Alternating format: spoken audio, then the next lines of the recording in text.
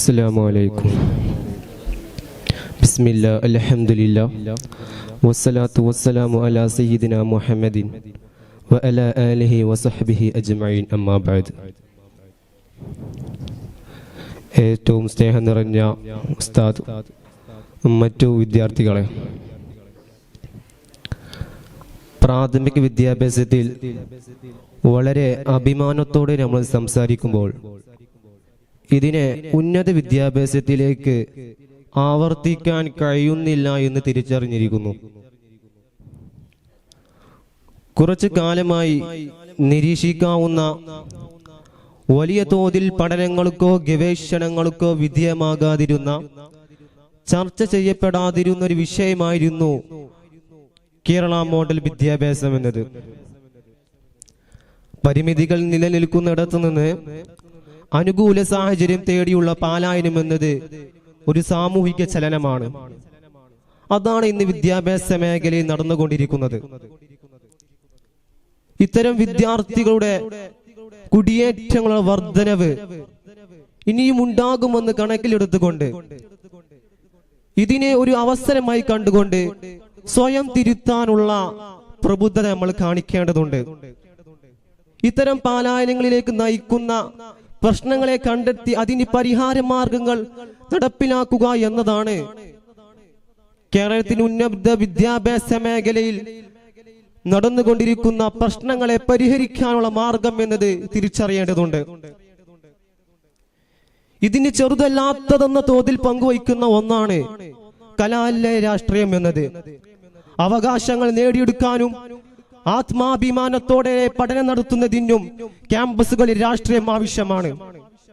ഒരു കാലത്ത് തുറന്ന സംവാദങ്ങൾക്ക് അവസരം ഒരുക്കിയിരുന്ന കലാലയ രാഷ്ട്രീയം ഇന്ന് ജീർണിച്ചു വീർത്ത് ഒരു അക്കാഡമിക് അന്തരീക്ഷങ്ങളെ തകർക്കുന്ന രീതിയിലേക്ക് കൂപ്പുകുത്തിരിക്കുന്നു. ഇത്തരം കലാലയ രാഷ്ട്രീയങ്ങളെ ശുദ്ധീകരിക്കാനുള്ള നടപടികൾ സർക്കാരിന്റെയും പൊതുസമൂഹത്തിന്റെയും ഇടയിൽ നിന്ന് ഉയർന്നു വരേണ്ടതുണ്ട്.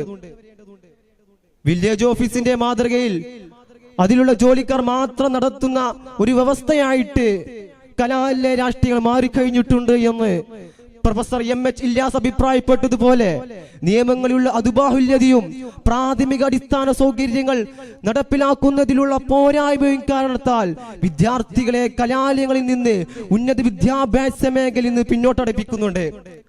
ഉന്നത പഠനത്തിന് വേണ്ടിയിട്ട്, ബിരുദാനന്തര ബിരുദത്തിന് വേണ്ടിയിട്ട് കേരളത്തെ തിരഞ്ഞെടുക്കുന്ന വിദ്യാർത്ഥികളോടുള്ള മാന്യത പരിഗണിച്ചിട്ടെങ്കിലും ഇത്തരം പ്രശ്നങ്ങളെ പരിഹരിക്കാൻ കേരളത്തിലെ ഉന്നത വിദ്യാഭ്യാസ സ്ഥാപനങ്ങൾ, ക്യാമ്പസുകൾ തയ്യാറായി വരേണ്ടതുണ്ട്. മികച്ച വിദ്യാഭ്യാസവും തുറന്ന സ്വാതന്ത്ര്യവും ഉന്നത ജീവിത നിലവാരം എന്നതിൽ ഉപരി ഇത്തരം പ്രശ്നങ്ങളെ മറികടിക്കാൻ കഴിഞ്ഞിട്ടില്ല എന്നത് സത്യമാണെങ്കിലും അറിവിനെ പിന്തുടരുന്ന ഒരു സാഹചര്യം ഒരുക്കി കൊടുക്കാൻ കേരളത്തിലെ ഉന്നത വിദ്യാഭ്യാസ മേഖല തയ്യാറായാൽ ഒരു പക്ഷേ ഭാവി കാലത്ത് നല്ല രീതിയിൽ നമുക്ക് ഉന്നത വിദ്യാഭ്യാസ മേഖലയെ വളർത്തിക്കൊണ്ടുവരാൻ സാധിക്കും. ഇതിന് പ്രധാനമായും പങ്കുവയ്ക്കുന്ന ഒന്നാണ് സിലബസുകൾ. ഉന്നത വിജയവും കൈവരിച്ചിട്ടുള്ള കേന്ദ്ര സർവകലാശാലകളുടെ കണക്കെടുത്ത് നോക്കിയാൽ വളരെ കുറെ ആളുകൾ വളരെ കൂടുതൽ കാലം കൂടി ഇരുന്നു കൊണ്ട് വളരെ ബൃഹത്തമായിട്ടുള്ള ഒരു സമ്പ്രദായമായിട്ട് നിയമിക്കുന്നതാണ് യഥാർത്ഥത്തിൽ സിലബസുകൾ. എന്നാൽ കേരളത്തിലേക്ക് കടന്നു വരുമ്പോൾ വെറും പരീക്ഷാ കേന്ദ്രീകൃതമായിട്ട് പരീക്ഷ നടത്തുന്ന സമയത്തേക്ക് എടുത്തു തീർക്കേണ്ട ഒരു വ്യായാമമായിട്ട് കേരളത്തിലെ സിലബസുകൾ മാറിക്കഴിഞ്ഞിട്ടുണ്ട്. ഇത്തരം പ്രശ്നങ്ങളെ അടിയന്തരമായി ഉൾക്കൊണ്ടുകൊണ്ട് നല്ല രീതിയിലുള്ള ഗവേഷണ സാധ്യതകൾ ഉൾക്കൊണ്ട് ഇതിനെ പരിഹാരം കാണാൻ കേരളത്തിലെ ഉന്നത വിദ്യാഭ്യാസ മേഖലയിലെ വിദഗ്ധർ തയ്യാറായി വരേണ്ടതുണ്ട്. സിലബസ് പോലെ പ്രധാനമാണ് കേരളത്തിൽ യോഗ്യരായ അധ്യാപകർ ഉണ്ടാകുക എന്നത്. എന്നാൽ അധ്യാപന നിയമത്തിന്റെ മാനദണ്ഡമായിട്ട് രാഷ്ട്രീയ സ്വാധീനവും പണത്തിന്റെ കൊഴുപ്പും മാറിയിരിക്കുന്നു. ആ ഒരു മാറ്റത്തിന്റെ തുടക്കത്തിൽ നിന്നാണ് ഒരു പക്ഷേ കലാലയ രാഷ്ട്രീയങ്ങളുടെ പരാജയം തുടങ്ങിയത് എന്ന് നമുക്ക് പറയാം.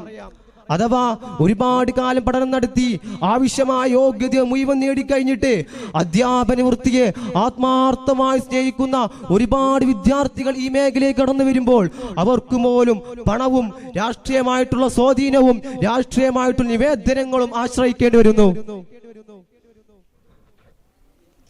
അതുപോലെ തന്നെ മറ്റൊരു പ്രശ്നമാണ് കേരളത്തിൽ തൊഴിൽ സാധ്യതകൾ ലഭ്യമാക്കാൻ നമുക്ക് കഴിയുന്നില്ല എന്നത്.